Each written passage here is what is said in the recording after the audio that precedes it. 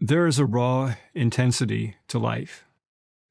And when you get closer to what it is that you want to create, the intensity is really, really, really potent.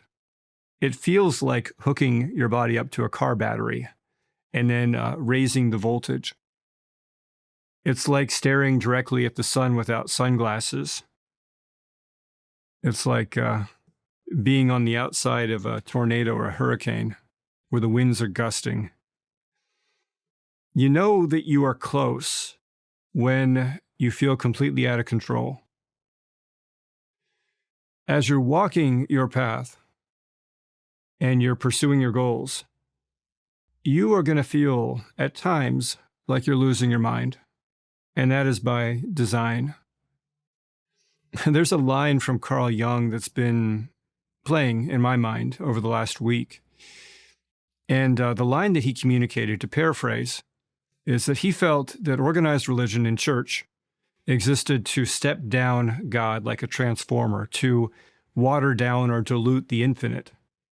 Because if you were to take in the infinite, it would cause you to scream inside. It would just be so intense that you would have a mental or a psychic or a psychiatric break.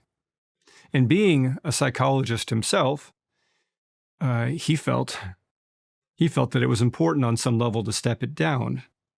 He saw mystics or people that were having a direct experience as people who, in many instances, suffered greatly.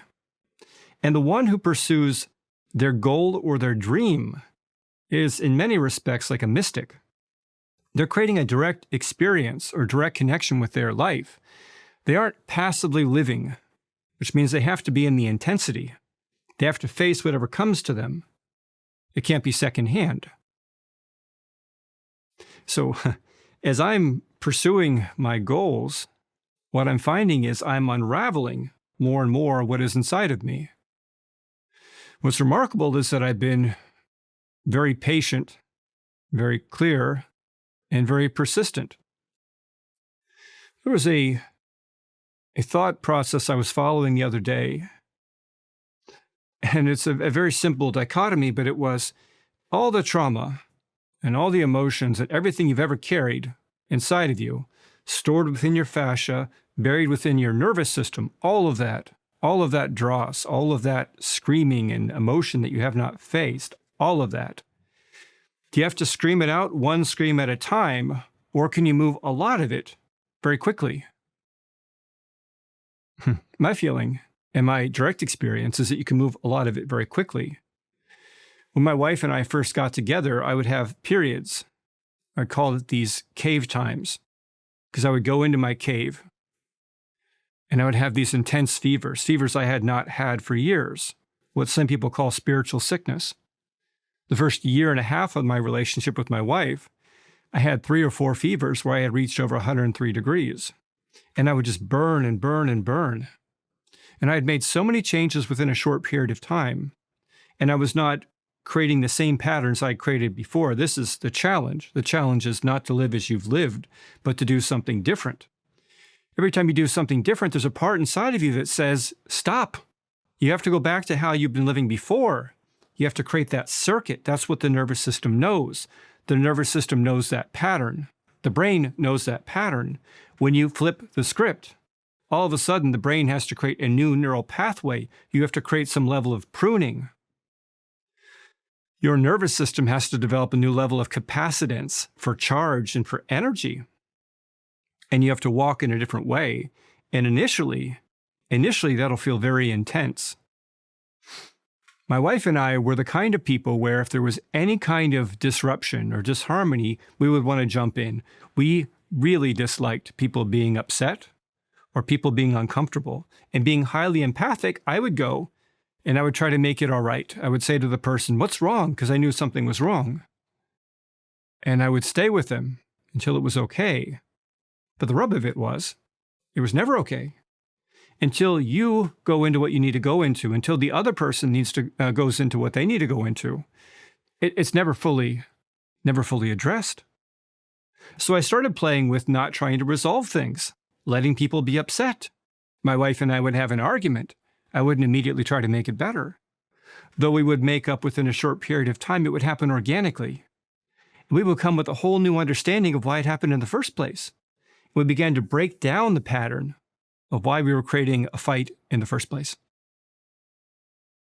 But when you're walking ever closer to your dreams or your goals or your aspirations, you are making the commitment to open up all those vaults inside of you, to unravel all the scrolls, all the screams you have inside, and to move them within a very short period of time. And that's the trade-off. So inside of you, there's this stored energy. And until you move that energy, there's no space for anything else.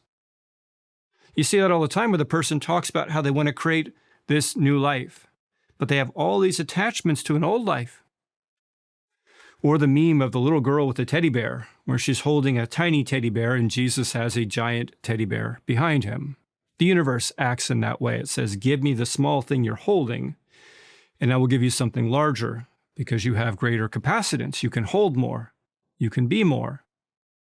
And that's the game. The game is letting go and letting go and letting go. And the goals are just the conceit. The goals are the trick, the carrot at the end of the stick, the MacGuffin in the story that causes you to continue to walk towards the goal, but the goal is not the goal. The goal is your becoming. So this whole goal of getting somewhere, getting money or getting a title or whatever it might be is a goal of becoming. But in that process, there is alchemy, spiritual alchemy, existential alchemy. You are transiting. You are letting go of what you've held before. And you are facing the screams inside, and it is intense as you do it. And if you can find a still point, and if you can breathe, and if you can just tell yourself in the moment, it's okay. I'm not dying right now. I'm dying to myself. I'm letting go. It's okay. Everything's going to be fine. I don't have to have a reason to feel anger inside my body right now. This is the anger I've never processed. I don't have to have a reason to be sad right now. This is a sadness I have not cried out. The grief I have not faced. The guilt and the shame I haven't gone into. This is what I'm facing. It's a necessity. As long as it's being held, there is no space for anything else. And that goal, which is really the goal of becoming, cannot come to fruition.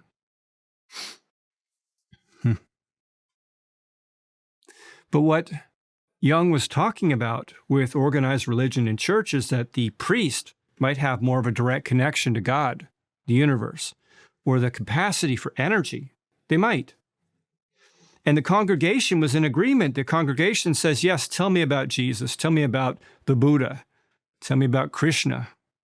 Tell me about Zoroaster.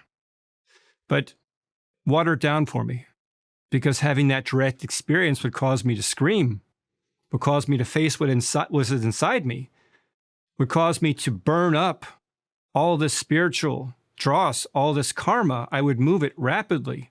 I would feel like I was losing my agency, losing my sense of identity.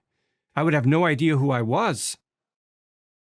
And so the mystic, or the dreamer, or the one who's becoming, does it in the process of what they can handle. And as you do it more and more and more, you can handle more and more and more, and you let go more rapidly. But you're girded. You have a foundation inside of you. You are embodied in many respects. You're not holding on to outcomes. You're not trying to control the world around you like you might have tried to do before. And that's the irony, is the capacitance, the capacity to carry charge and energy is the capacity to let go. There's a quote, let go or be dragged. Let go or be dragged. And that is how the universe works. If you do not let go, you will be dragged. Everything will poke you. Everything will create a reaction. And that is the psychosis. The psychosis is this part of your ego that's trying to hold on so strongly to this identity that is ephemeral, that is evanescent, that is not real. That's what you have to let go of. All of these masks have to come off. All of these masks. At one stage in my life, I would greet people and tell them that I was sick. Yes, hello, I have chronic fatigue syndrome, is what I would say. This was my identity. I had to break down this identity and become a doctor. And then all of a sudden, I was Dr. Ben. Hello, I am Dr. Ben. Very nice to meet you. But that was a limit. So I had to break that down and become, for a period of time, I had to become nobody. So now I'm wearing another mask. The mask is the poet Benjamin. Oh, hello, nice to meet you. I've written over 500 poems. I'm getting my work published here soon. I'm putting together books. Very nice to meet you. It's a form, but it is a mask. And every time I step down and gain more capacitance, I face the screams inside of me. I put on another mask. I take it off. All these attachments, all this letting go. The mask I'm letting off right now is a mask of control. Tonight I've sat down to record something, and this is what's coming through. The intensity. What I wanted to invoke was what Jung was talking about. He wrote a book called The Red Book. He didn't have it published until the 2000s, well after he had died. Why? Because it was too intense for the people of his time. He had a reputation. He was a psychologist. What would people think? What would his family think? As he went through the process of writing that book, he thought he was going to go mad, but he allowed himself to go through the process, to have a direct experience with his psyche. And what he created within his life is arguably a very powerful testament to his capacity to expand his mind and expand the mind of humanity. What you're entering into right now, the growth that you're facing, will cause you to face a point of breaking or cracking, putting on a mask and taking it off, calling yourself a different name, a different title than you had before, living in a different world. The world you want to live in is already here. You have to walk into it. In a sense, you have to abandon what is false. You have to become to yourself what is real.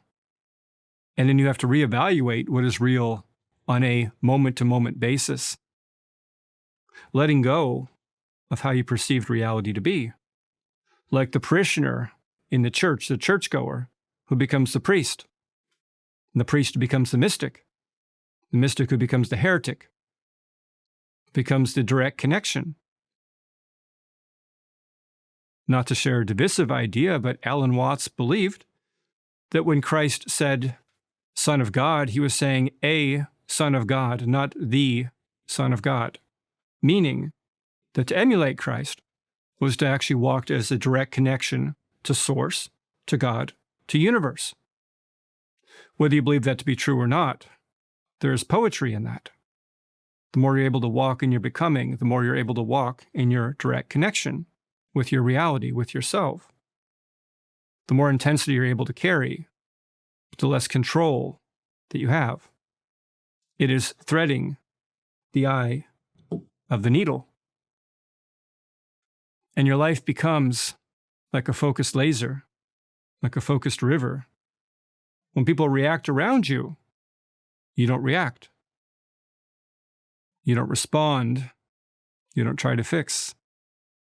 You just transmit a signal of love and of compassion and of connection everywhere you walk, and that is enough. But just to pursue your goals right now with wherever you're at is to go into the vaults, is to unravel a part of yourself, to break down and metabolize the screams inside of you, to gain a whole new nervous system, a whole new brain, a whole new architecture, and build a whole new life. So I want to thank you for connecting in with this message tonight. I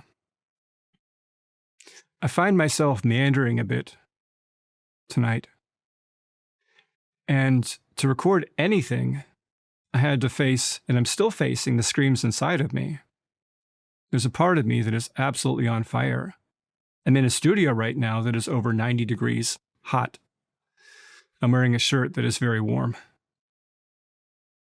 And all of it is poetic. But what I want to capture is not necessarily a cogent conversation, not even me in my utmost. I just want to carry something raw into this video. The signature of moving through something. I think oftentimes what we share for people is a blueprint. We find people who have walked before us or are walking with us, and we find a commonality or common thread. And whatever strength we need, we glean from whoever we have within our purview, within our scope. But it isn't about being perfect. It's about walking. And if you can keep moving throughout your life, not aimlessly, but moving, then you're already successful because you have not given up on living. So I want to thank you for connecting in. Thank you.